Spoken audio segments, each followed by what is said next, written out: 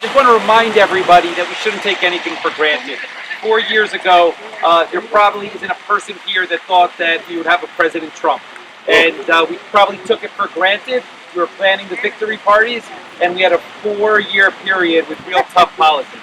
So we need to go out and make sure the entire Democratic ticket gets elected, starting at Phil Murphy all the way down, making sure that Hudson County sends a strong message.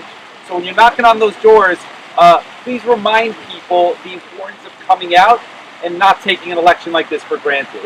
So to just conclude, 32, 32, 32, 32. Mayor, just tell us why this is important for this municipal race. Well, it's important because Jersey City's been a leader on labor issues and working family related issues for the last 8 years. So we're just proud and thankful to see labor out here today, making sure that Jersey City turns out big numbers.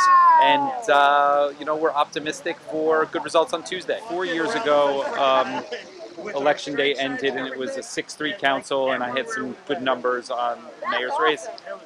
We're hoping for at least similar results. So we're hoping for a strong statement. I don't know what the numbers will look like on the mayor front, and we're hoping for, the majority of the tickets to come through again. And I feel like we've put in the work, and we all have a track record to run on that we're proud of, and we feel that the voters have been responsive to that. So, Tuesday's Judgment Day, and we'll see what happens. Why did you think it was important to make the stop, and it's a long drive, to Jersey City today? Yeah, so New Jersey Working Families was really happy to endorse Mayor Fulop.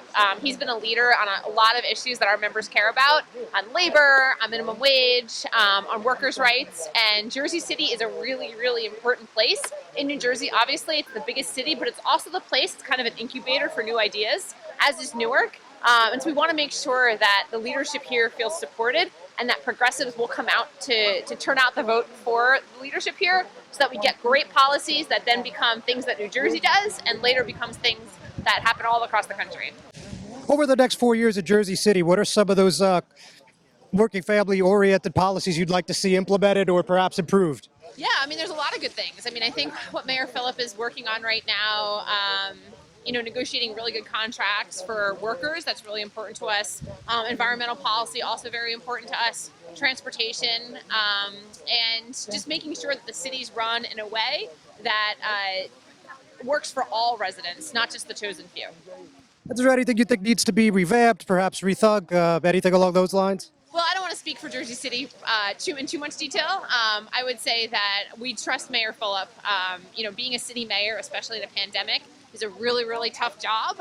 It's a real job, and it's very hard to do. So I think that the entire process is a learning experience for the state and for the municipalities who are experiencing what is a once-in-a-100-year phenomenon. So I'm sure that there are lessons to be learned, but we're also very impressed with Mayor Fulop's leadership.